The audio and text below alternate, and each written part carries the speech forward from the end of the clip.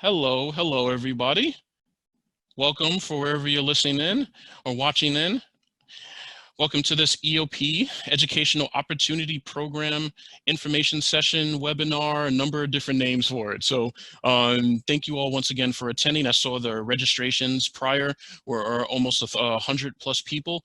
So we are excited to have all of you. Congratulations to our admitted students to the Educational Opportunity Program at Binghamton University for the fall of 2020, our first year in transfer students. And welcome as well to any parents. Welcome to any school counselors or consultants or CBO counselors, a number of different, counselors and representatives. Also, welcome to our prospective students. I know some of you I saw in the registrations are fall 2021, right? Maybe in your third year now, or you're looking maybe you're at a college, right, or university right now, and you're looking to transfer into Binghamton for a future semester, spring or fall of 2021. So, or maybe even beyond. So welcome to everyone here. We have a packed panel of some distinguished guests that I'm very, very happy that are joining us to provide you more perspectives about the Educational Opportunity Program here at Binghamton. So I guess I'll start by just saying my name is Justin Brim. I'm an admissions counselor with the Undergrad Admissions Office. I have been working at Binghamton for 5 years. I'm a graduate of SUNY College, this great SUNY system, and I have traveled all across the country recruiting students. I'm one of the folks that review applications, first year and transfer applications for EOP. I've done that for a number of years. So I'm just really happy to be able to once again welcome everybody. What I'll do is I'll turn it over. We have our my fellow admissions counselors who will really be working the background for the Q&A. But let me just have them introduce themselves very, very quickly. Hi, my name is Alexander Ma. I'm a New York City admissions counselor for Binghamton University. So I was just brought on with Binghamton recently this past year. I did also graduate from a university center within SUNY, and I've actually been reviewing a lot of your EOP applications too. Awesome. Hi, everyone. My name is David Babb. I am the Assistant Director of Admission based in New Jersey. That's why you see my New Jersey thing, and I'm sorry you don't see my faces because I'm outside right now. I'm actually a graduate from the College of Brockport, another SUNY, and a graduate of the EOP program at Brockport. I've been at Binghamton for just about 2 years, and I am going to be in the background like Alex, answering any of your questions. Awesome. So let me then turn over to our several of our staff from the Education Opportunity Program, and I'll start with Karima. Good evening, everyone. My name is Karima Leggett. I am EOP Director here at Binghamton University. I am a graduate of EOP at Binghamton University, and I'm happy to speak with you all this evening. Hello, everyone. My name is Yolanda White Johnson, sorry, and I'm EOP counselor. I have been with the university for quite some time. I've also graduated within the SUNY system. I work with the admissions office, and I am also the liaison to the financial aid and student accounts. So if there's questions about financial aid at some point, I try my best to help with that. But I also would encourage you to log on to the university's financial aid website. Awesome. Good evening, folks. My name is Joanna Cardona Lozada. I as well am a graduate from Binghamton University, and I've been an EOP counselor for 13 years. I am the liaison to our Decker School of Nursing, as well as the liaison to our pre-med, pre-health overall STEM programs. Hi, everybody. My name is Akeem Samuels. I'm an EOP academic counselor. It's a pleasure to have you here. I am the liaison to XAE, which is our National Honor Society. It's Chi Alpha Epsilon. I'm also the residential coordinator of our summer orientation program. I am a product of EOP. I graduated from SUNY New Paltz, and I graduated with my master's in social work from Binghamton University. So it's a pleasure to meet you all. Thank you for joining in, and I hope you enjoy the session. Awesome. And of course, we're very happy to have some current students here that are part of EOP here at Binghamton. So have them introduce themselves also. Hey, what's going on, everybody? My name is Laquan Garvey. I'm a junior. I'm an H-STEM major, former peer counselor for BEP 2019, and former peer mentor for transfer students. Awesome. Hi, everyone. My name is Baina. I am an EOP student. I'm a sophomore studying mechanical engineering and minoring in Korean studies, and I am a peer counselor for the 2020 students. Awesome. Well, thank you once again, everybody. So we'll jump right into it just really quickly, and definitely take a look at several of the our EOP webpage on our Binghamton website, as well as our missions page for different things as you're watching. Really quickly, I'm going to go through the kind of admissions and application process, a little more about the Education Opportunity Program. As I mentioned, several of you are hopefully, looking to apply to EOP and enroll in an EOP in a later date, ideally, hopefully here at Binghamton. And then what we'll do is we'll get into a section toward the last part of the presentation, which is really highlighted for those who will be ideally enrolling at Binghamton in EOP this upcoming fall. And I think it will be helpful for everybody, no matter which section it is, but I just want to give you a little heads up of what the slides will be like as we go through. So let's get started.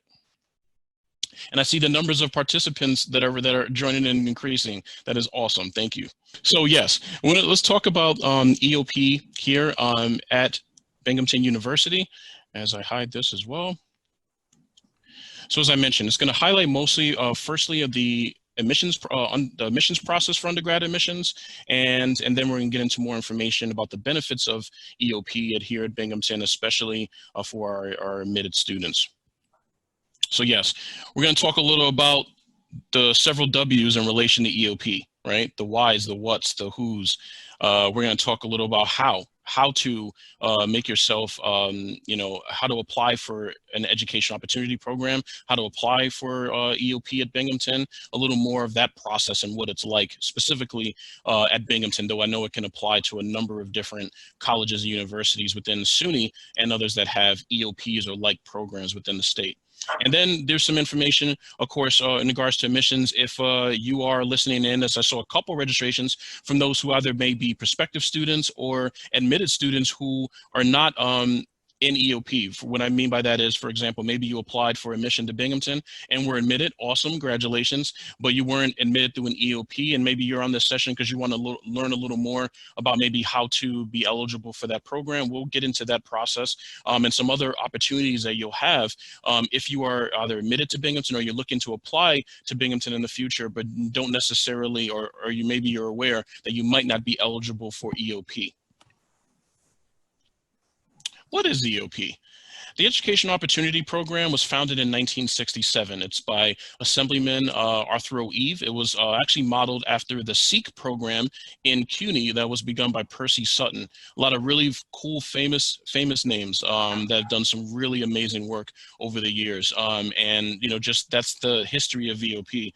Just celebrated its 50th anniversary a couple of years ago. So EOP is longstanding in New York State, providing access to college for New York State students, underserved and resourced in both educationally and economically. And that plays a role in the admissions and application process when we're reviewing students coming from different high schools and academic situations, not to mention their economic and financial situations. EOP currently exists on 48 SUNY campuses. There's been over 70,000 graduates since its inception. And us at Binghamton, our Michael V. Boyd, our EOP at Binghamton, named after Michael Boyd, who was the former EOP director from 1986 to 1994, currently serving a little over 600 students, including about 150 new first-year students or so every fall, depending on the year. That we also, of course, have that 150 can include a certain number of transfer students, so maybe it was 130 first-year students and about 20 or so new transfer students. It could be 150 or more first year and another 20 to 30 transfers. So generally you're going to find with EOP, it's generally between somewhere a little under, a little over 150 new students each fall semester. One really important thing about our EOP here at Binghamton is the retention ratio. I know you've doing your research on retention ratios in layman's terms. How well do students succeed, especially in their first years at their respective schools? And you need to know that Binghamton has one of the highest retention ratios in the country, especially for public colleges and universities. And when you look at EOP, we have one of the highest first to second year retention ratios, not just within EOPs at SUNY, if we're not the highest, but our retention ratio for EOP students is even higher than the students that are admitted through a general admissions process we'll get into later at many different public and private colleges and universities. So that's very, very key, very key. How well are students doing? They're getting the services that they need and want. They are acclimating really well to the college experience right in their first year. A lot of times you hear the first 6 weeks of the first year are usually the toughest to get through, whether you live 10 minutes away or you live 10 hours away or something. It's really about acclimating and getting used to the environment. And EOP does such a great job with helping you acclimate to the environment here at Binghamton. So as I mentioned, EOPs are offered at 48 SUNY campuses. These are the exceptions. This will come into play later. For example, if you are looking to, for example, transfer into Binghamton's EOP from another SUNY or another university within New York State, college or university, you just need to know that most SUNYs have EOPs, but there are a few that don't. One very important thing, each SUNY EOP is different. We are under the SUNY umbrella. The State University of New York is the largest university system in the country with over 450,000 students studying over 6,000 different programs, right? So this is a massive system, and we're all, of course, we benefit from being in SUNY, the largest university system in the country, but each SUNY and thus each EOP within SUNY is different, not just in size, not just in programming, but also enrollment goals, academic requirements and preferences. So not every single EOP has the same admissions requirements based on academic performance. There are, as you see with some EOPs that are in our community colleges, there may be some programs where it may be open enrollment. There may be some schools where it is SAT or ACT optional. So definitely please take a look at this website right here when it comes to learning more about the specific first year profiles for EOPs across the state or within SUNY anyway. What's very important, of course, is the eligibility for EOP. Students have to be New York State residents for at least 12 months prior to enrollment. Students have to meet, as I mentioned, it might differ slightly based on for academics, but when it comes to financial requirements, as it shows here in this table, it's very important that the students that are eligible for EOPs when they're applying are going to meet the financial economic requirements as shown, as highlighted by SUNY. Large majority of students must show proof of historic economic disadvantage. Now, this is important because up until only a few years ago, the economic information that admissions counselors and representatives needed for review to clear students for eligibility for EOP, we're looking at the most recent year. So for example, those who would be applying for fall 2020, they were looking at the information from 2019, right?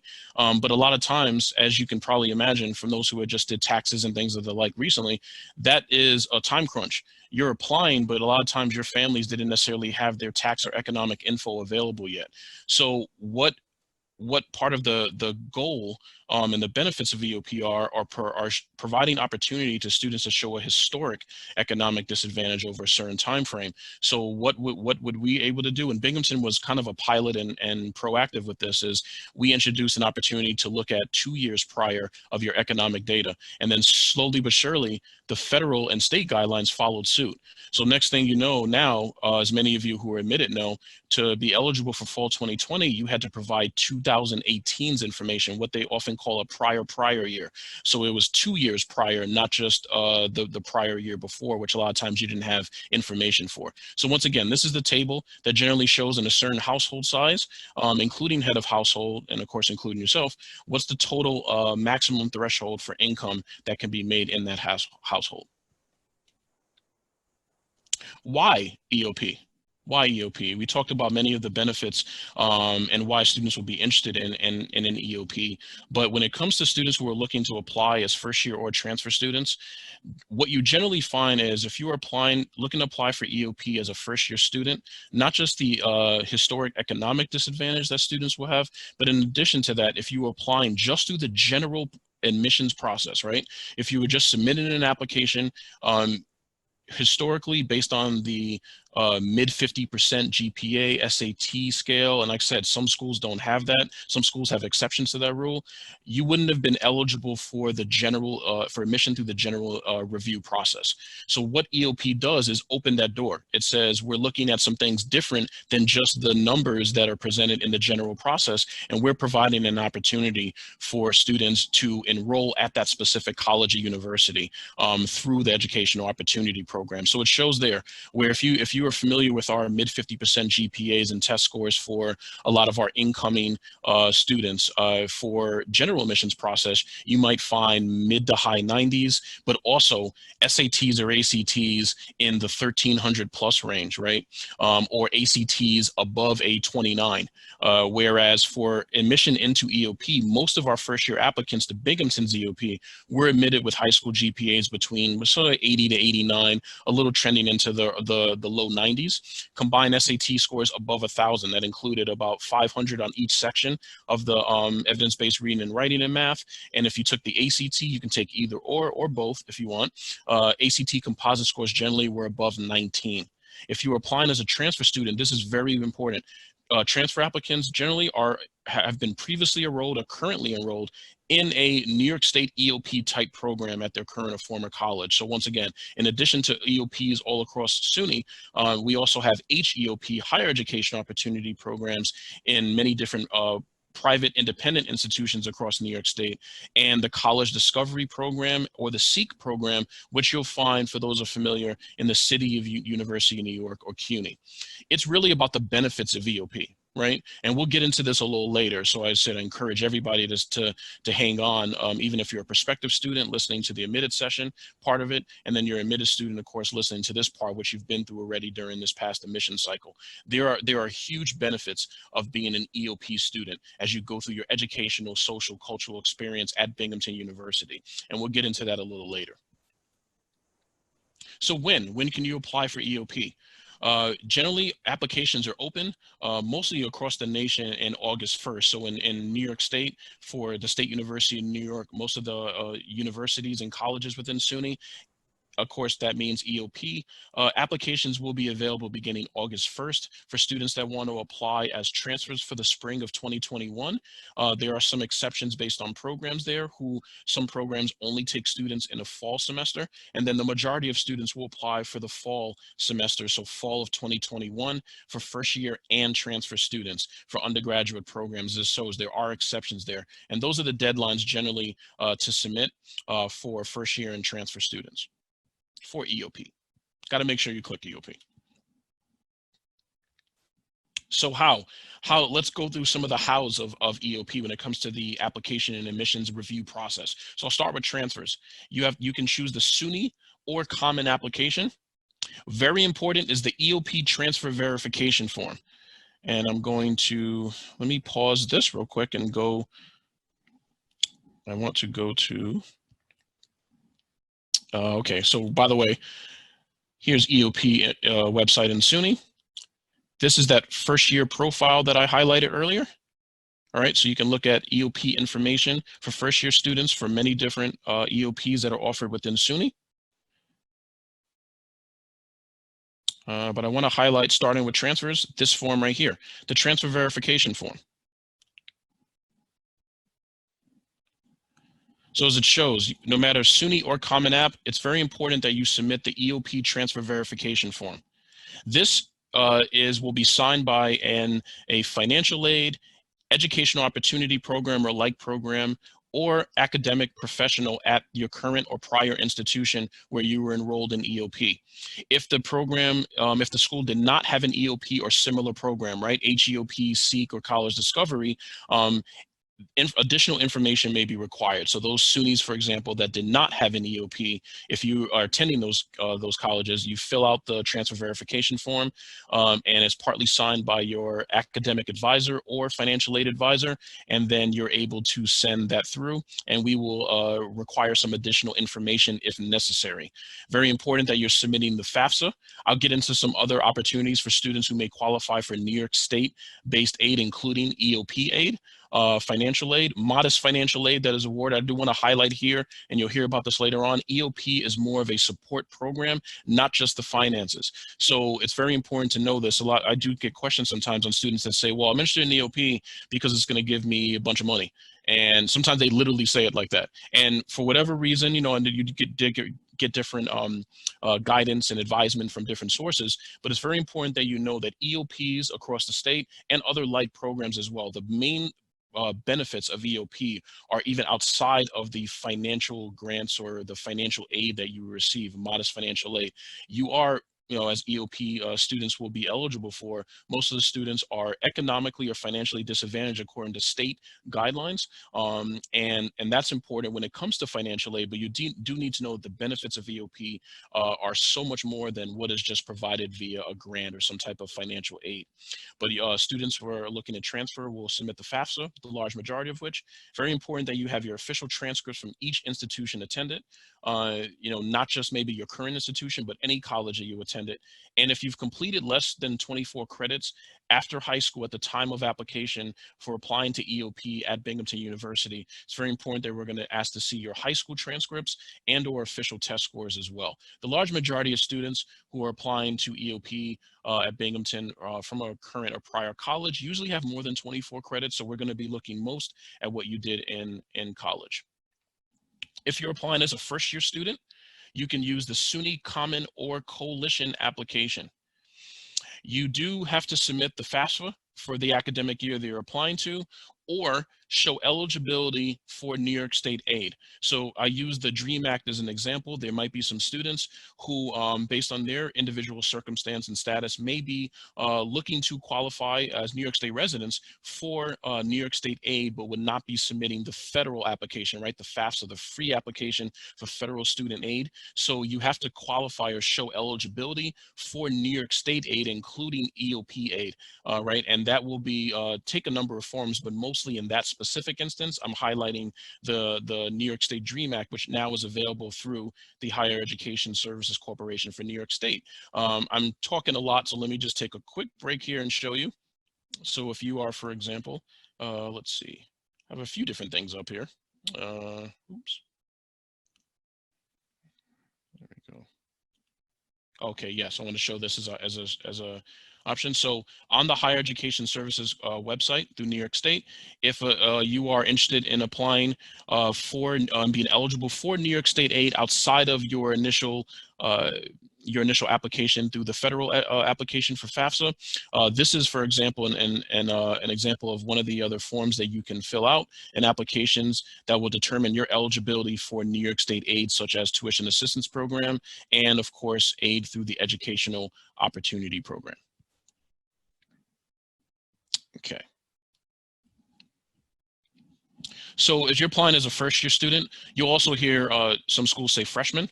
I like to say first year, but if you're applying as a first-year student, so if you see me using those interchangeably, that's kind of what I mean. But if you're applying as a first-year student, we also, of course, want official high school transcripts from any high school you attended, including your current high school. We need to see SAT and or ACT scores.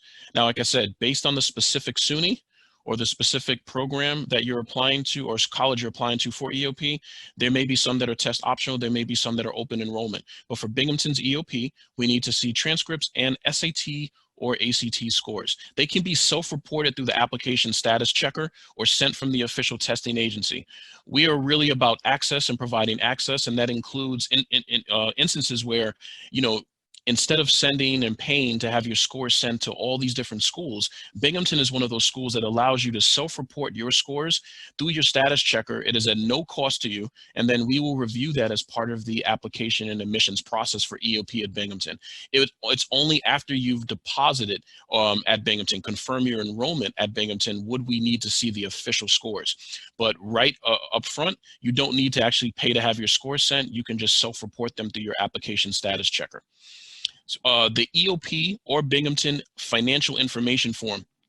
This is the form throughout SUNY that will show that you provide information regarding your household size, regarding your custodial and non-custodial parent, if there's one, information on if you are receive any type of temporary assistance or cash assistance, public assistance, or social services through your county or through New York State, where you would provide if you are in legal guardianship or ward of the court status or ward of the state status, any type of thing related to your individual status, if you're an emancipated minor, whatever the situation, if you have assets, how much, how many people in the household, how many are working. This is the form that allows you to provide all that information. You want to be as accurate as possible. I'll get into that in a minute, but you want to make sure you're being as accurate as possible in that form, because that is a crucial form to determine if you are eligible for EOP at Binghamton. And then in addition to that, You also want to send in supporting documentation for what you provided on that form. So if you say, for example, there's 4 people in the household, including 1 parent, and that parent is employed and does file taxes, SUNY and the Application Services Center and of course Binghamton's EOP, we're expecting to see that there is supporting documentation showing that you have 1 parent in the household that is working, filed taxes for that given year that we're asking for, and then there's 3 other people in the household that are on those taxes, including yourself, right? Just to use a hypothetical. So the supporting documentation pretty much backs up your eligibility for EOP at Binghamton University.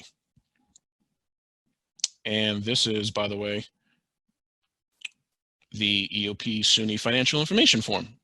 Okay, obviously it'll say 2021 for the upcoming year, but if you're applying as a first-year student, this is pretty much what it looks like. And it has all the different information regarding dependency, parents, household information, untaxed income like assets and the such, and they're generally looking for yearly income. So sometimes I'll find forms which have like, just say, it'll say Social Security benefits and it says $200 when it's actually $200 a month. So you want to put yearly amounts there, okay? Just a little heads up. Child support documentation, for example, right? Assets and the like, okay? And there's a little checklist at the bottom, you know, that gives you more information about what you need to provide. Everybody with me thus far? That's awesome. All righty. So some of those documentations I mentioned include taxes, right? Federal form, tax form 1040, any numbered and lettered schedules, 2018 year. So the taxes that your parents, for example, or yourselves in some ways will be filling out for this year, right? Already include not just lettered schedules like it has been historically, but also numbered schedules. So it's very important that when you submit tax forms and W-2s of the like to Binghamton through SUNY, right, you want to make sure that you're including any of the numbered schedules.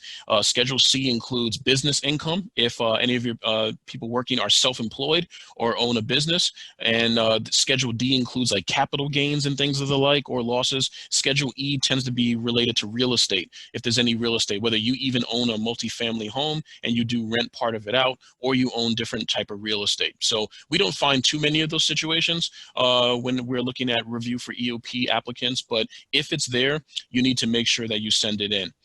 Verification of non-filing. If no one in the house is employed and does not file tax, or if you're not, if a custodial parent, for example, or even non-custodial parent in the household is not employed, we do need to see proof of that through the IRS. I'll get into an exception to that rule in a minute. But for the most part, if you on your financial information form say that no one in the house is employed, the first thing we need to see is the actual federal verification that nobody had filed taxes for that year that we're asking for. As I mentioned, some of you may have, your families may have specific other untaxed income. You may have child support documentation, either a legal document or something as an agreement between your parents. We need to see documentation of that. There may be court-approved legal guardianship, emancipation, award of the court status. Once again, we need to see documentation of that. If you receive temporary assistance, whether family assistance or safety net assistance, a number of different public assistance, we need to see the actual official documentation that shows that monthly amount or shows that you're approved for that. This can also include the SNAP program. So if you your family receives SNAP, this isn't necessarily part of the amount eligibility that will include for EOP, but it does paint a picture. So if you receive SNAP in addition to maybe one of your parents working, we need to see documentation that your family receives SNAP, because it does paint a picture for your eligibility and your economic circumstance. Once again, Social Security, SSI, different things. And this is a very important thing at the bottom, notarized letters for unusual circumstances. Every single year, more and more, we get a lot more notarized letters. And this is partly because there's a lot of different situations, unique, unusual circumstances that each household might have. And in order to assess your eligibility, sometimes it can't be in the form of like a federal tax form, or it can't be in the form of a specific legal document that is court approved or court ordered. So that's where notarized letters come in. So not does it only need to be signed, it also needs to be notarized by a notary public. And let me give you a perfect example, a very common example. As I mentioned, you may have a custodial and or non-custodial parent or parents that are employed but do not file taxes, just say based on a certain status, right? What we need to see in that case, because there will be no taxes being filed, we need to see a notarized letter from an employer for your parent that shows what the annual income is that they received, even though they're not filing taxes. If your parents just say are not employed at all and do not file taxes, we need to see a notarized letter from them stating exactly that.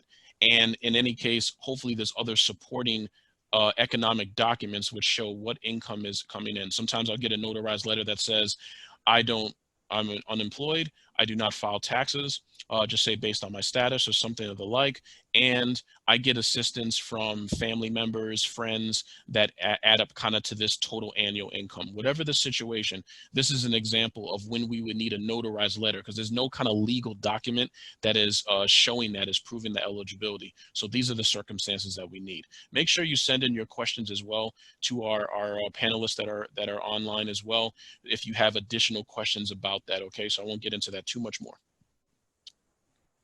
Some of you are going to be applying to Binghamton.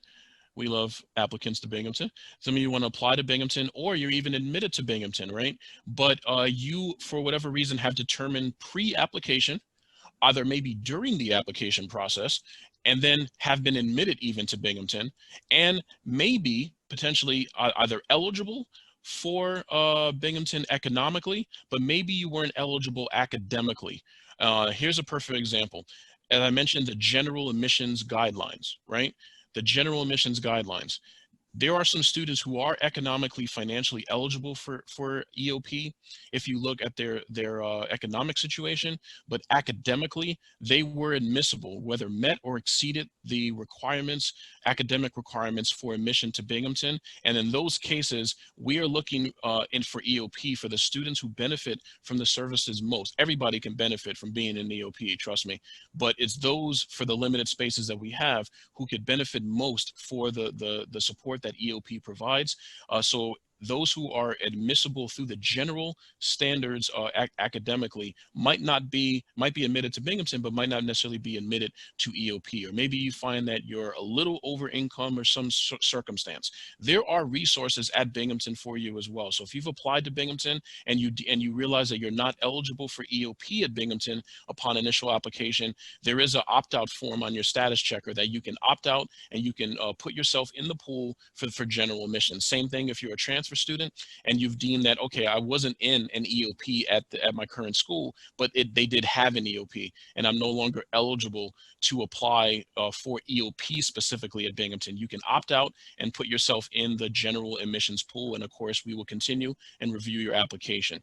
If you've been admitted to Binghamton, there's some really awesome programs and services and departments that we have here at Binghamton for students in a number of different situations. Just say you're admitted to Binghamton, you're not admissible through EOP, you're admitted through the general criteria, but you are not just maybe economically eligible for EOP, but maybe you're also a first-generation college student. A number of different factors, maybe you're both. And this is where our TRIO student support services and other programs come into play. I'll highlight TRIO SSS really quickly. So this is an opportunity. Now, TRIO programs are federal programs. So what you'll find is you'll find TRIOs all across the country, student SSS, student support services programs all across the country. But at Binghamton, we also have a TRIO SSS and other TRIO programs such as McNair Scholars, graduate opportunities for students after they complete their undergraduate program. But I want to highlight TRIO SSS really quickly because, as you see here, to be eligible for student support services at Binghamton, a student must either be considered first generation or meet income guidelines, right? And similar income guidelines to what you'll find in the state for New York State, right? But if you are admitted to Binghamton outside of EOP, right, you got into the general admission standards, there is an opportunity still to receive great services, whether that's mentoring, tutoring, academic support, social, cultural support through acclimating to the Binghamton environment, right, the Binghamton experience, summer program, different events where you can just scratching the surface of all the benefits that are available in TRIO SSS. But this is a program that I wanted to highlight where if you are eligible, you find yourself within one of these potential, meeting one of these guidelines for eligibility, you can also qualify for some really great programs that are at Binghamton. So yes, the buck doesn't just stop if, for example, you're not admitted directly to EOP. Harper Edge Student Support Fund, you can get opportunities and grants to assist for research. We have our Undergraduate Research Center, which has research in every single discipline. As a top tier research university, you need to understand that research is a staple here. And this is something that we encourage all our students, right? Admitted through general process, admitted through EOP, transferred to Binghamton, wherever you're coming from into Binghamton University, we encourage you to get involved with research and development. So these are some of the really cool programs that I encourage you to take a look at on our webpage: our first year research immersion program, our summer research immersion program, and our Source Project. Source Project deals a lot with first year research for students in the humanities and social sciences. So believe me, research is outside just of what you kind of consider STEM fields, right? There's many different research in many different disciplines. Summer Scholars and Artist programs. And if you are looking to transfer from Binghamton from some specific community colleges within SUNY, and I believe in CUNY, but definitely check our website to make sure. There is a great Bridges to Baccalaureate program where students can be engaged in research, and it's a nice pipeline in many cases to learn about Binghamton and top tier research that we're doing, and an opportunity to potentially move into a bachelor degree program here at Binghamton through a number of partner schools. So please take a look at those as well. So once again, I've kind of ended the prospective student potential applicant section of this presentation. Thank you all for once again listening and watching in. But let's turn to our admitted students. Congratulations to our admitted students for fall 2020. This next section is really going to highlight the benefits of EOP, the benefits of the Educational Opportunity Program here. And I've talked a little about them thus far. And then the next steps. Now that you're admitted to Binghamton, and some of you might even secured your enrollment, right? But what are the next steps for you as you head in ideally to enroll and become a Binghamton Bearcat this upcoming fall? I can't speak in a 5-minute, 10-minute, 2 or 3 slide presentation about the benefits of being an EOP student. As it showed, over 70,000 graduates since its inception. EOP is a unique program that is anybody that I have spoken to that has been a graduate of EOP, is a current student EOP, cherishes the opportunities that EOP provides, because it spans not just your undergraduate experience, whether it's coming from a 2-year school or 4-year school right here at Binghamton, but even beyond that. There's so many benefits once you actually complete your undergraduate degree and are able to go into grad study and professional degree study, and of course employment, right? But some of the support that our Binghamton EOP provides, and you'll find this with many other EOPs and other like programs that you may have applied to during this process this past year. But it really starts with the Binghamton Enrichment Program, right? It starts with the orientations and the enrichment program to prepare you in many different facets for what it lies ahead at Binghamton come this upcoming fall, right? So this is not just the academic preparation for the rigor of the institution in the classroom, but also kind of what to expect. What's the environment like at Binghamton, right? I talked about research and how as a research institution, you might not have been thinking about potential research, or you might not have been thinking about an additional program or different types of co-ops and internships in addition to what you might be for the field you're interested in. And this is where you begin to learn of what the experience will be like at Binghamton, what the expectations are academically, and what the social culture environment is at Binghamton through EOP especially. And it all starts right at that Binghamton Enrichment Program. And I know a lot of our staff and current students can talk a little more about that somewhat later. And once again, feel free to jump in any time if there's something I mentioned that you just want to quickly highlight about for our panelists. Our EOP Tutorial Center. A lot of you might think that tutoring is just to, I don't know, you need help with something in a specific course or something, so you feel like, okay, I'll go see tutoring. Tutoring in a college environment, tutoring at Binghamton University, tutoring in EOP is so much more than just that. It's about the understanding that you have for not just the courses, but once again, the academic experience that you have here at Binghamton. Our students and EOP take advantage of our tutorial center, even if they think they know everything it needs to know about a specific topic, specific course, or a specific type of expectation. They go to tutoring, they're part of tutoring, they become tutors potentially, also based on the support that is provided and what the expectation is for what the tutorial center can provide for students. We have our Chi Alpha Epsilon, our National Honor Society for students in the Educational Opportunity Program across Chi Alpha Epsilon's throughout EOPs, not just of course in SUNY, of course. This program provides national honors opportunities for students beginning right here at Binghamton through their experience here. To be invited to be a part of Chi Alpha Epsilon is such a unique, is such a valuable experience because it can carry on to so much more after you eventually become an alum at Binghamton. We have over 130,000 alum all across the world doing some really, really great things. And that's, like I said, I'm really scratching the surface of these programs. So just to kind of, touch on it really, really quickly. Career preparation, right? Not just academic preparation, but career preparation. So not just, of course, in the Fleischman Center for Career and Professional Development, but through your opportunities right within the Educational Opportunity Program department here at Binghamton.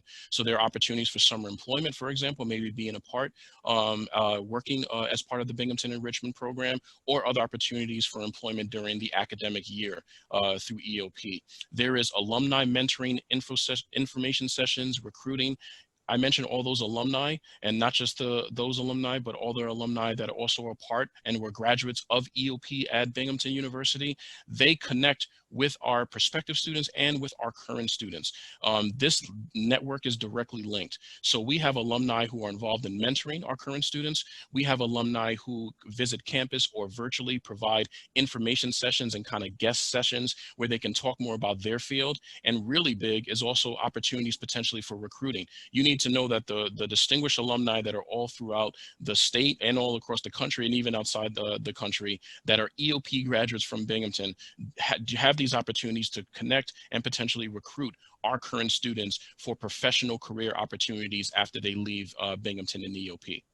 As I mentioned, the financial support, right, that is there as well. So of course, students entering EOP show a certain economic disadvantage based on certain state guidelines, right? So of course, not just what you receive from your FAFSA and your tuition assistance program or your other New York State aid opportunities, but there are additional opportunities that are financial benefits from, of course, being an EOP student. We have our Michael Boyd Scholarship opportunity.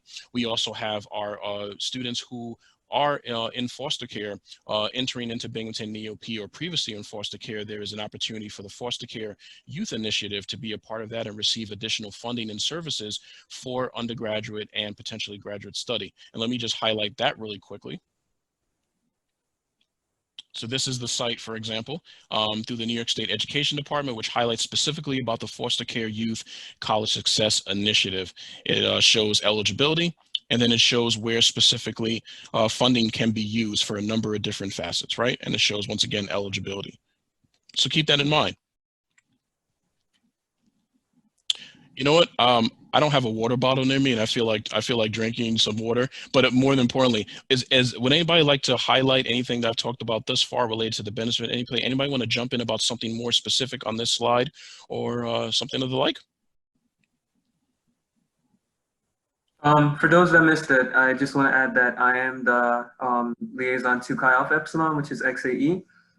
So the eligibility for XAE, you must have a cumulative consecutive GPA of a 3.0 in the fall semester and in the spring semester. So once you attain that GPA, you will receive a letter saying that you are eligible. You have to pay a small fee of $30, and once you become a member of XAE, you get to brag about it. And it also gets just kind of like showcased on your graduating diploma and just like recognition. Thank you, Akeem. I really appreciate that. Oh, sorry. Justin, can I add a piece about the Binghamton Enrichment Program? Because I know that people are wondering about that summer bridge opportunity, but it is still on. So if you're on here and like you want to know whether or not that is happening, that is still happening. And I think we, as EOP, we know that this is the centerpiece of our program, especially for our freshmen as we introduce them to Binghamton University. And we understand what their eligibility was, and we know that we have a duty to make sure that our students are prepared to compete at Binghamton University. And so we will definitely still be holding on to that piece of our program this summer. So it's still on, folks. It's still on. It reminds me so the first year students, yes, BEP is still on. And yes, as Akeem mentioned, and thank you, Akeem, and thank you, Karima, for your perspectives and your details in regard to those programs with XAE. Yes, it's a bragging right? Why is our retention ratio so strong? These are some of the opportunities that are available to students through EOP. where you can take advantage of the unique academic and cultural opportunities and experiences that are afforded here at Binghamton. And then even when you eventually complete your undergraduate study and move on to grad study or professional schools or things of the like, right? So these are some of the benefits. It reminds me a little of my kids who are running around here somewhere. Actually, they're pretty quiet, so that's awesome. They weren't quiet on all my information sessions, but you know how like we're all, you know, kind of working virtually and they're having some schooling virtually and they're like, wait, do I really have to do this now that it's a virtual thing? Yes. So no matter the format that the Binghamton Enrichment Program will take, as Karima mentioned, the benefits of BEP really just carry on as you go throughout your experience here at Binghamton. So it really starts there. So yes, it's still on, and we're really excited to have you with us for that program. Sorry, Justin, can you clarify the dates for BEP? Sure, let me jump a few slides ahead actually. Here we are. I'm going to go back, don't worry. But yes, for our summer Binghamton Enrichment Program, the current dates are July 6th through July 31st. There will be more updates if necessary, depending on, and of course, you're going to learn about our orientation sessions for our new EOP students on Friday, June 5th or Saturday, June 13th. But this is the most recent updates that we have as far as dates for our EOP orientation sessions and our Binghamton Enrichment Program. Anybody want to add something to that? This is the only, or if you're an EOP student, these are the only orientation dates that you need to sign up for, and we will be sending more information out about them and what's involved. But these orientation sessions are free of charge to EOP students. And you just choose one. You only have to choose one, either the Friday, June 5th, or if Saturday is better for you, Saturday, June 13th. Yep, we're going to see you at BEP, so don't choose both orientation sessions because we're going to see you later on anyway. So yes, it'll be cool to see you twice. But yes, you only have to pick one. Let's go back. Let's go see what we had. Some of the other benefits of EOP, as I mentioned, right? The social and cultural benefits, the counseling that students receive on a personal level. It's not just that kind of academic counseling, right? And the academic advice, but it's also the personal counseling. How are you doing, right? In a nutshell, how are you doing? How are you navigating everything? As I mentioned, especially for that first year. And this applies to transfers too, right? The first year at Binghamton. So you might have already had your experience at your current college or prior college or university, and now you're here at Binghamton. And one of the benefits of EOP is really providing that counseling, that support to navigating your first year at Binghamton. You may be right kind of knee deep in your major already. For example, the Bachelor of Social Work program in our College of Community and Public Affairs is a program where students, the large majority of them, of course, enter into their third year, whether it's external or internal transfers. So they kind of hit the ground running. They're already, going on some of that generalist practice information that they're learning. So, a lot of times if you're transferring, you're going right into your core major, you may not be thinking about all the other stuff that's happening, and all that stuff kind of builds up. So do know that EOP is here for the personal counseling, the personal support, really just to kind of see in a nutshell, how are you doing? How are you navigating everything? Here's some advice on different ways to approach different things, not just academically, but like I said, outside the classroom as well. Skill development, mentoring and coaching. You heard of I talked about the alumni mentoring, right? The current student, the peer mentoring. This happens in many cases potentially within your residential living learning communities as well, but it happens in EOP as part of the Educational Opportunity Program. So there are financial aid opportunities. Well, before I go to that, I'll talk briefly about, actually, let me skip and go over some of I'll go back, sorry. So I mentioned the modest financial aid opportunities that are available. Once again, submit the FAFSA.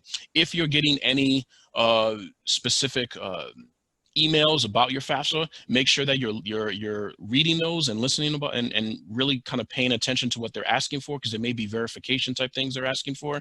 If you are applying or want to receive New York State aid but did not submit the FAFSA, please make sure you are filing for eligibility to receive New York State aid, which includes Education Opportunity Program financial aid. So there are many post-undergrad opportunities as well. You can, through being an EOP student, receive, for example, fee waivers waivers or reductions for, professional graduate school tests such as the GRE and other graduate study opportunities as well, graduate applications. There is the Graduate Opportunity Program where students can receive services and funding for graduate school and many different things throughout SUNY, right? So a number of Binghamton students go on to graduate school, and that could be at Binghamton or other SUNYs, and students have the opportunity as EOP students on the undergrad level to continue that opportunity on the graduate level.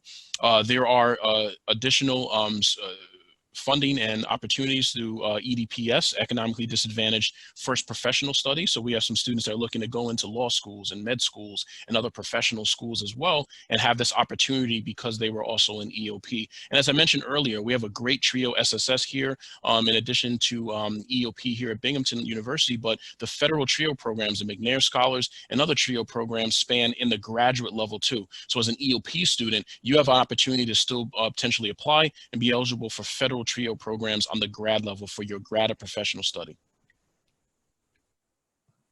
Yes, for next steps, make sure you confirm your enrollment.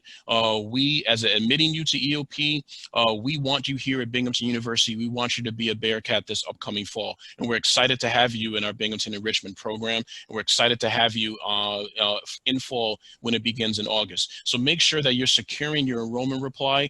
You do not have to pay the $350 enrollment fee. You can just, through your application status checker, say, yes, I want to enroll at Binghamton and I want to enroll at EOP, and we will take care of that. It's usually about a 24 to 48 hour lag time, and then you will be officially confirmed as a Binghamton student for the upcoming fall. For those who are applied as transfers and are admitted as transfers, maybe even through this process or later on in April, it can go a little past May, depending on when you were admitted, but definitely make sure if you know you want to be at Binghamton and you want to be a part of EOP, make sure as an admitted student you confirm your enrollment. Set up your Binghamton email account, EOP, financial aid, housing, residence life and housing, health forms, new student programs for orientations and such, right? And I said there's EOP orientations, as it shows below. They're going to communicate with you. They're largely going to communicate with you almost solely through your Binghamton email account. So if you are confirming your enrollment, make sure you set up your Binghamton email account so you can get the appropriate emails. You can get stay on top with deadlines. You want to make sure you get to have one of those part of one of those orientation sessions for EOP, but reminders about that and such are going to be not just through your admissions email that you set up, but as an admitted student, as an enrolled student, you want to make sure that you set up your Binghamton email account. That's where they're going to be communicating with you. Make sure you send in any final transcripts. It's important, of course, if you have college credit out there, you want to get credit for that, but send in your final high school transcripts, official scores, AP score reports, dual enrollment, college transcripts, and the like. And as I mentioned with financial aid, make sure that you are looking at all the emails in relation to if there's anybody is asking for more verification documents via your FAFSA. If there's maybe not a signature on the FAFSA or something to the like, and they need that, make sure you're staying on top of that. If you're applying for the New York State Aid, Excelsior, New York State DREAM Act, as I mentioned, to be eligible for New York State Aid, the Higher Education Services Corporation is where to do that. And if you have any external scholarships, I was talking with a school counselor. His student was admitted to EOP for Binghamton. Maybe you're watching and listening in, congratulations. But they received a scholarship through the College Board, and I believe it was up to $10,000 a year. That's amazing, right? But do know that if you have any external scholarships out there that you've either been awarded or have applied for, if you get notice, you got to make sure you let Binghamton know, because if you're going to be at Binghamton, you're going to be at EOP for this upcoming year. We need to know, as that'll be a part of your financial aid award in some case or fully. So loans, external scholarships, make sure you're on top of that for if you receive anything like that or are going to be applying for that. And as I mentioned, just once again, a reminder, EOP orientation sessions, pick one, are going to be Friday, June 5th or Saturday, June 13th. And that's right around the corner, as is our Binghamton Enrichment Program, July 6th through July 31st. Make sure you keep those dates in mind. Justin, can I add that also, usually we take our show on the road and host our orientations in other cities just to ensure that students and their families are able to participate. But these opportunities this year, because our health and wellness is a top priority, are going to be offered online. So at the orientation, we'll have a lot more details to be able to share with our students there. But July 5th and June 5th and June 13th will both be EOP orientation events that will be held online, similar to what we're doing here today. Thank you. So before I take some live questions, thank you again to everybody who's been sending questions in. Hopefully it was enough for, it was a nice amount for everybody to answer. And welcome Craig, our Associate Director, as well from admissions. Hello. So yeah, I want to turn over to Baina, I want to turn over to Laquan. Would you like to provide maybe a little more perspective, maybe what made you choose Binghamton University, what, how it's been thus far, not just in Binghamton University, but of course being a part of the Educational Opportunity Program, and maybe just some little thoughts about where you're looking to do outside once you eventually complete your undergraduate and potentially graduate study at Binghamton. I mean, I'll go. What made me want to come to Bing? Well, other teachers in my high school went to Frederick Douglass Academy in Harlem, and a lot of my teachers went there. And so, I already heard a lot of good things there. And so, doing my research and actually visiting Binghamton, I was like, yo, I like the environment. I like the area. There seems to be a lot of things to do there. And so I'm like, you know what, I can definitely see myself, attending. And so I applied, thankfully I got into EOP. And so, that was my decision, and that was kind of what led me here. What were some other questions you mentioned? Well, so how's things been going thus far? How things what are some of your goals as you continue on through your undergraduate study here, and maybe look to eventually as you then transition out? Yeah, so I've been here, I'm a junior, so I've been here for 3 years. This has been probably a life-changing experience, and that's in due part thanks to EOP.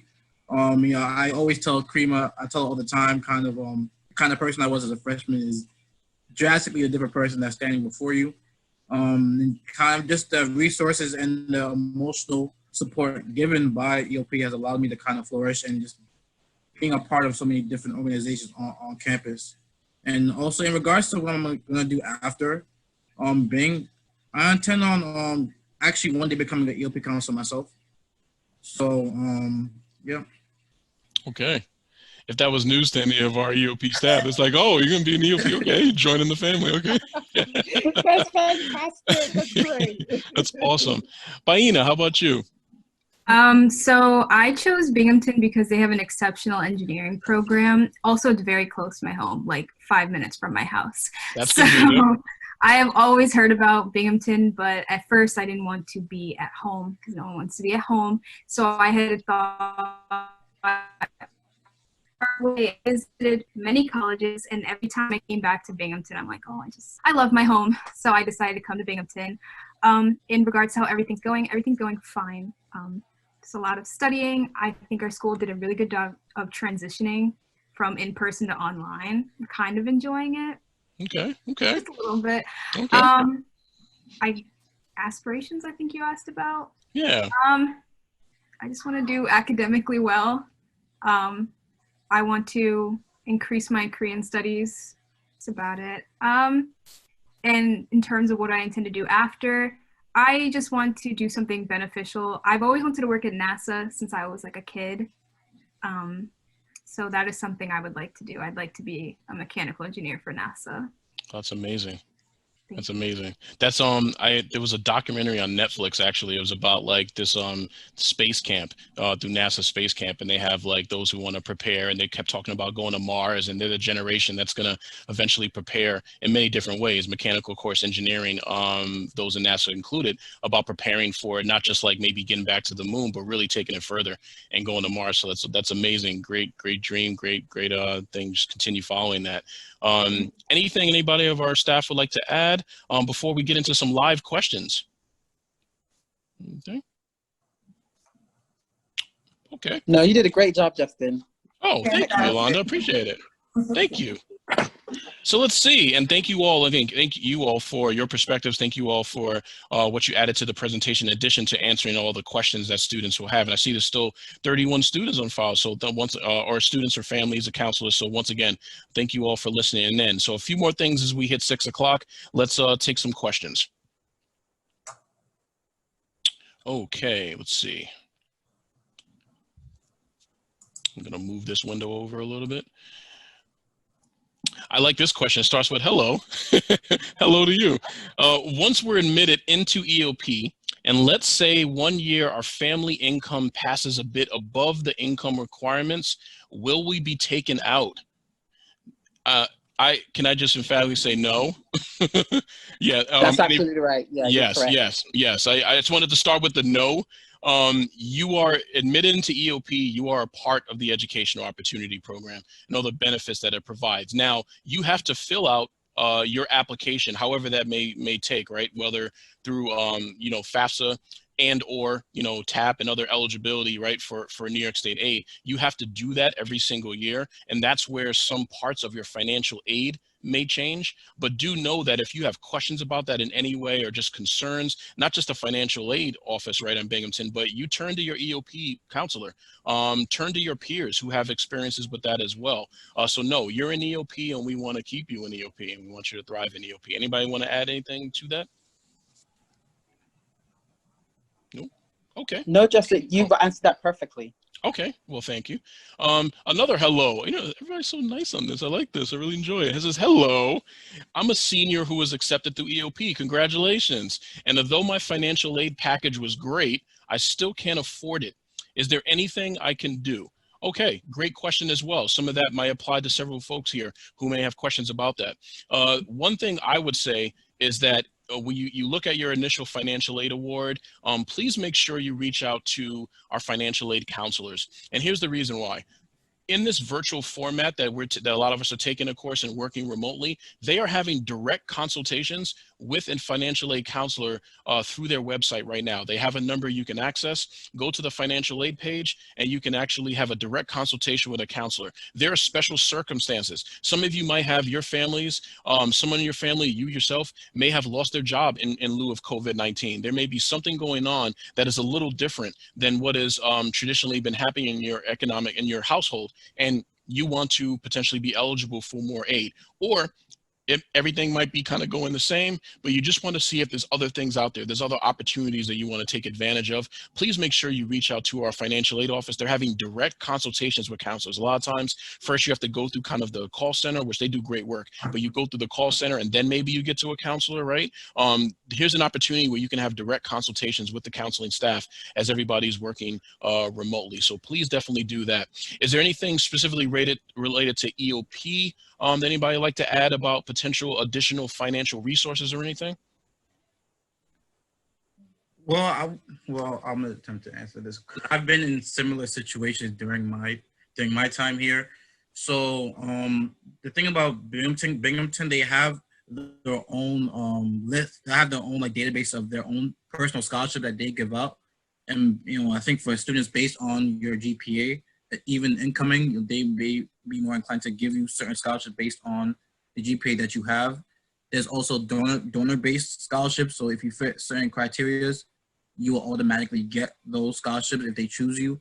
And then there's just other flat-out scholarships you apply for through Binghamton. If you get chosen, it will give you those as well. Okay, thank you for that. The EOP spends a lot of time talking about financial measures at the EOP orientation. I think one of the things that oftentimes students have to remember is that they're looking at an estimate of how much it can cost. And we actually have a section where we talk about how we can save money. So how we can get certain things down. I know someone's asking about the meal plans, and we talk about that, what the default is and how they can change that, or what their housing is like and where they chose to live and how those rates change as well. So we do spend some time talking to students about some of the things that they can control regarding to their bill, but they have to remember that they're looking at an estimate at this time.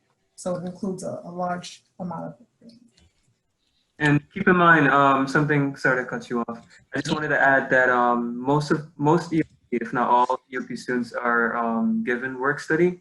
So if that's something that you can take advantage of, we definitely encourage you all to apply for positions on campus, leadership positions, so that you're not only gaining that experience, but you're also gaining an income, and you're building that network with other professionals on campus.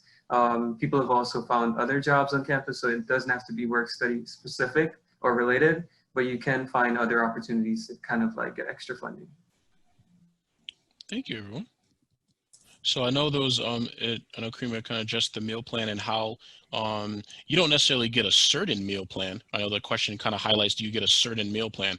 But there is guidance and advisement on ways to, once, as Karima said, save money and many different little facets like that. And part of that might be based on the dining plan that you receive or choose.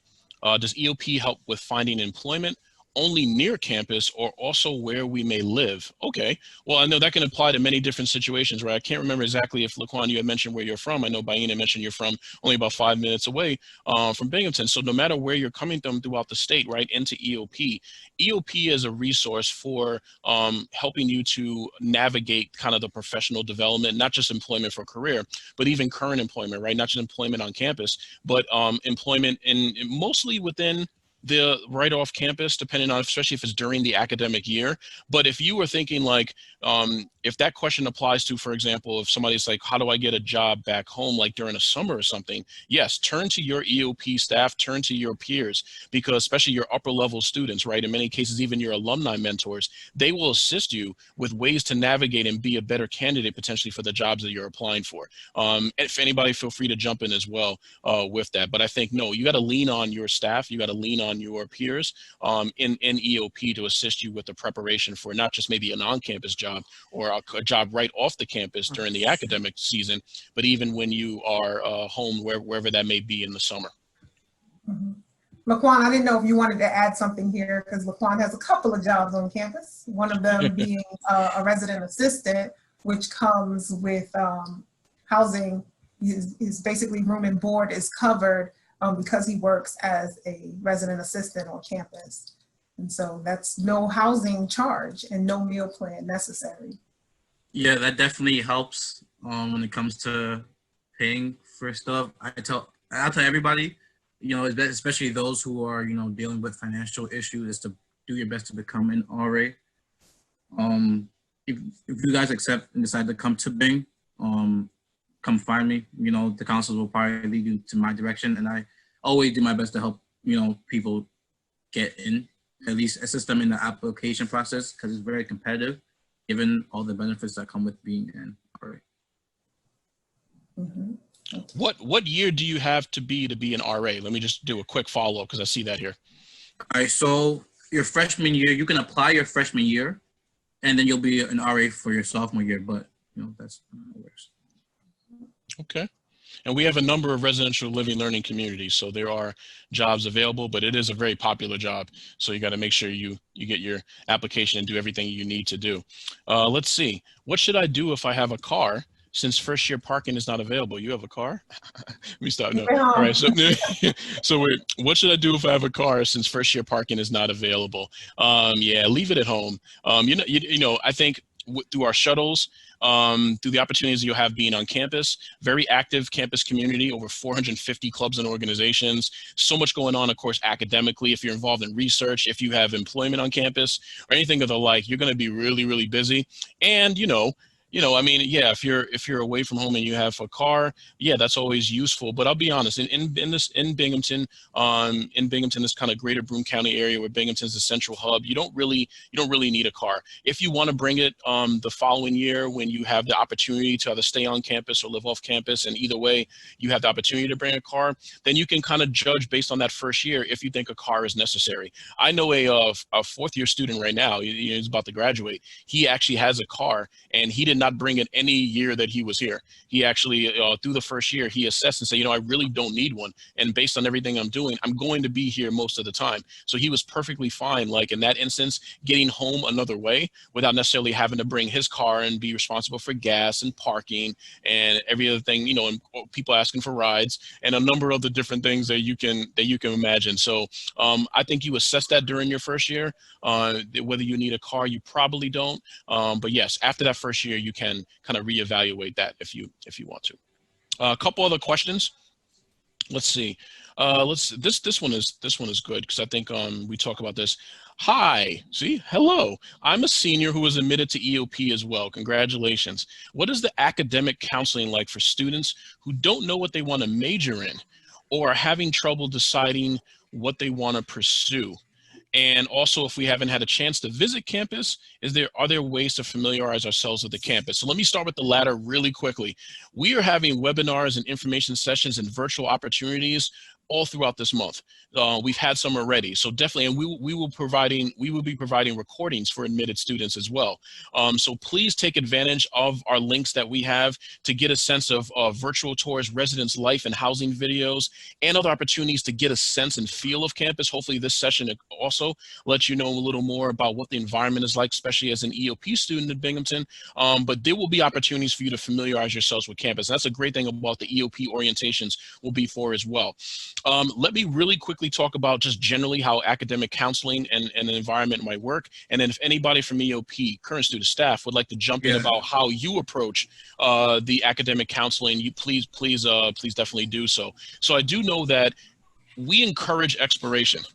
So you might have 1, 2, 8 different things that you're interested in, and you don't know how to make that work into an undergraduate program, right? So do know that when you get here, especially entering through our Harper College of Arts and Sciences, where over 60% of our students are enrolled in, you have opportunities through our advising office to be able to go to workshops, go to programming, and directly consult with an advisor, even peer advising, for what program might suit you best. Strengths, weaknesses, likes, dislikes, right? Maybe not really a math person, but honestly, if you go and actually use some of the resources available, maybe you can do really well in a math course, which can lead to a math major, which can lead to a career in mathematical sciences and beyond. So a lot of times it starts right directly with the support that's right available to you. And every student here in EOP and outside of EOP has advising and academic support to find a program that suits them best, or a number of programs. We have a double degree programs. We have accelerated programs. You can get a bachelor's undergraduate degree and a master's degree, graduate degree from Binghamton in an accelerated time frame. And obviously that ties into economic financial value as well. So keep that in mind, that just off the basis, like just generally, there's a lot of opportunities for you to kind of explore and get advisement on that. And I'll turn it over to EOP if anybody likes to add something more. Yeah, to answer I think the second question about getting a feel of the campus, Binghamton has a YouTube page, and it does like aerial tours, and it kind of just gives like the campus pretty much. You can kind of look at it from different angles, so you can get a better feel of how it looks physically. So once you get here, you kind of won't be confused. And then there's also links on the Binghamton website as well that kind of gives you like similar tours and whatnot as well. How I approached counseling, the academic counseling, I kind of just like went there and just said, hey, and just started a conversation, which isn't the easy thing to do. So you could pretty much come there with almost anything, really. Like if you're feeling stressed about academics, you just need someone to talk to, you know. It's pretty much how you utilize the EOP office and the EOP counselors is pretty much up to you guys. Awesome.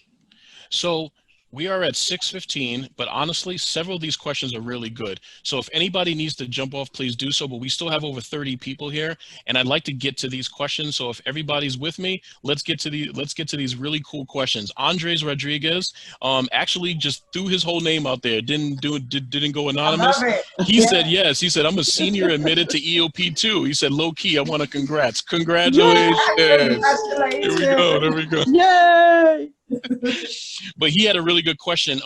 Will we have to switch residence halls, right? Will we have to switch residential communities or dorms once we move from the summer program BEP to the spring semester? Yeah. Anybody? I'll go. Traditionally, that does happen. So when students arrive in the summer, they live with us in one building. Once the fall semester begins, students are all across campus in different residential communities, so they do move, and it's great because it's an expansion, it's increasing their circle, they're learning and living with a different number of people. This summer specifically, I can't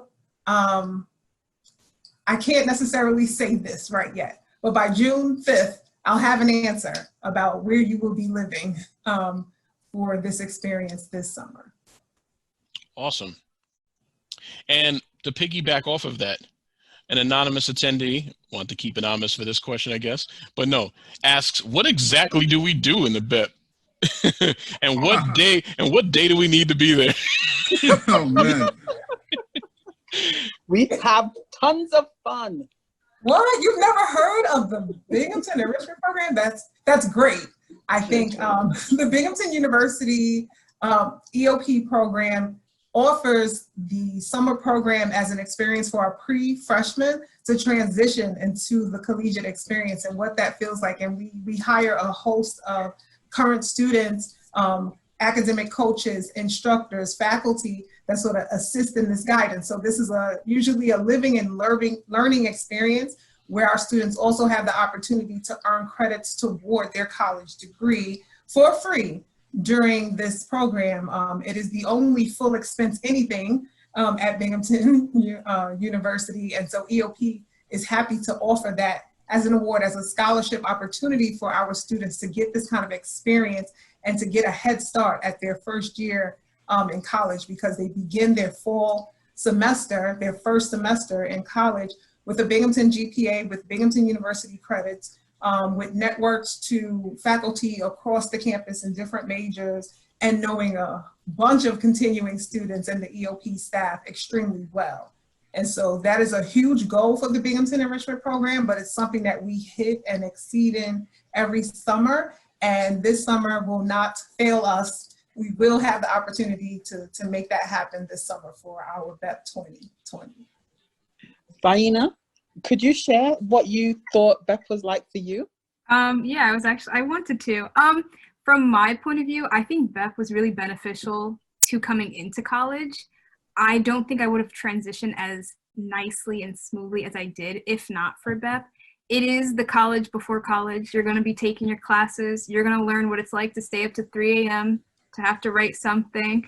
You're going to be up in a room with people you don't know, but you're gonna make friends. And honestly, there was a question asking, will you be like socially isolated from everyone else? No, you will not be, because even if you are unable to make friends on like in your dorm, for example, you have those EOP friends that you definitely have made and turn out to be more like a family. Even if you don't talk on a regular basis, just walking past them, there's a hi, there's a hug, it's a family. You learn to adjust well to college, but you also learn how to adjust to your new family.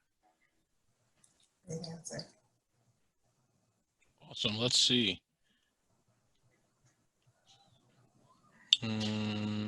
Couple last ones, and let's see.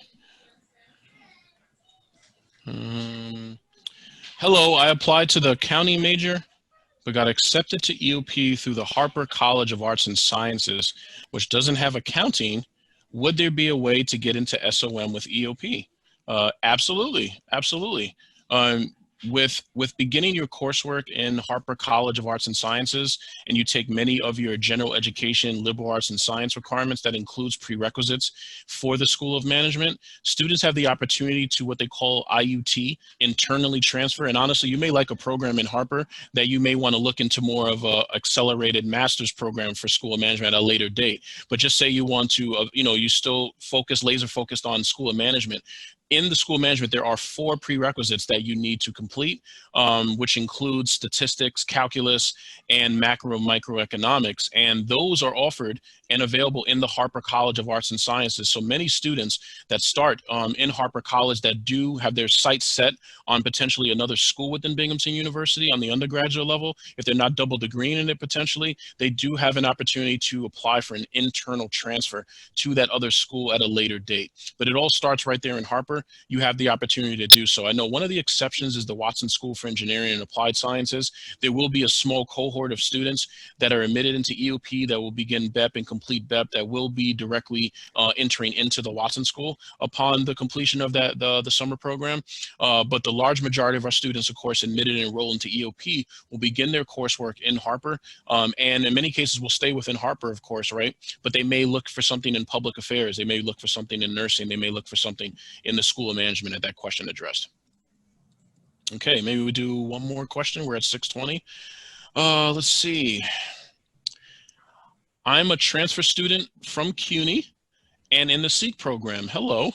And we were given a grant that covers costs of books and a grant to cover some tuition fees. Does EOP provide that also? Yes. Absolutely. Absolutely. So you just got to make sure that you're submitting upon admission to Binghamton. Make sure you're submitting, if you didn't already, submit your FAFSA or the eligibility opportunity that you have to receive New York State aid, like EOP aid that will receive directly from EOP in addition to your other financial aid, and we would go from there. But yes, similar to SEEK in CUNY, there are grants that do assist with textbooks and tuition fees and some other expenses of the like. Just to piggyback off that, please, Justin. Yes. Transfer students who are coming to an orientation that the university is providing are very welcome to do that. And they are able to connect with our office if they choose a transfer orientation, say in June or July. At that time, you are able to tell us to process your book stipend for you so that we can have it ready for you in August when you arrive to campus. So it's very beneficial that if you are going to participate in the university orientation in July or June, to let us know that you are going to do that so that we can meet up with you, and we will also help you with understanding registration and how your credits will transfer to the university. We also offer another transfer orientation specific to EOP for our transfer students so that they understand what it's like to be at EOP at Binghamton University. It's usually very different from the EOP office that they are transferring from, and we want to welcome you and make sure that you transition very carefully. And again, if you are joining the transfer orientation in June or July, to let us be aware of that so that we can process your book stipend for you when you arrive in August. When classes begin. When classes begin. When classes begin, yes, sorry. I think that was, very last question. It says, do you get to pick classes for BEP, such as classes towards your major, or are the classes gen eds that we don't get to pick? And I'll use that as the last question. I mean, I can answer that real quick because I went through BEP. So you're definitely gonna have to take a math class, and you definitely have to take a writing class. Those off the bat, you have no choice. You gotta take both. Usually you have a third one, and then you can mention what you prefer, but based on the size of the class, you may or may not be able to get in. So there's like HDev, sociology. There used to be geography, but whatever. Yeah, so there's a plethora, and like if you're interested in like chemistry because it's like toward your major, you can ask, but those classes usually get like filled up pretty quickly, so you may not be able to get into those ones. But definitely for math and writing, that's off the bat you have to. But there is some leeway in regards to choosing your third one. If I'm not mistaken, when you are first put into the classes, it's based off what your chosen major is, if I'm correct, Karima. So I was in for engineering, so I was put into chemistry. For me, I suggest that you stay in the class that you're in because it's probably beneficial to the major that you have chosen. They took some time in choosing where you need to be. Thank you, Baina. That was great. You're welcome. Okay, so yes. Can anybody really quickly answer this one as a piggyback? Are there placement exams that need to be taken to determine what classes you were put in as a first-year student once you're accepted? They probably mean once you enroll, once you officially confirm your enrollment. Well, there is a math placement test that we like to do because it helps us understand where we should put you for your summer class, and then your summer class, your BEP math course determines where you're going to go in the fall. So the pre-test is just to figure out where you are. We don't allow any calculators for that, just because we're trying to get a true understanding of where your skills lie. And then we place you in a class for the 4 weeks or the 3 weeks that the program is. And then during that 3 weeks that you are working with your math tutor and your math instructor, you can determine what class you're going to be in. If you already have your calc course from AP or transferring it in, then it's very unlikely that you would take a math course in the fall because you've kind of already completed that particular gen ed. There's also a calc placement exam for students who would like to register for calculus in the fall. So you need to be able to pass that exam in order to take the class. So that's a second one for the phone. Okay. Well, And I'm sorry, oh. just to let you know, calculators aren't allowed at Binghamton. Depending on your major. Chemistry. Depending on your Taking chemistry. Yeah. No calculators, no cars for your first year. Well, yeah, please everybody, thank you again for listening and watching in. Thank you to our panel for the questions that they answered, for the perspectives and the guidance that they provided. But there's so much more.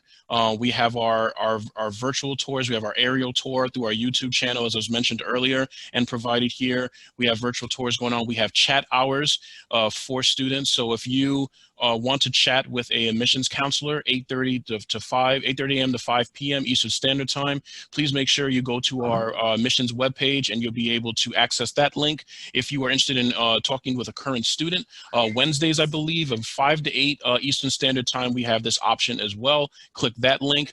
Reach out to the EOP office. The last, I think I don't even have the screen up. Sorry, let me go back to that really quickly.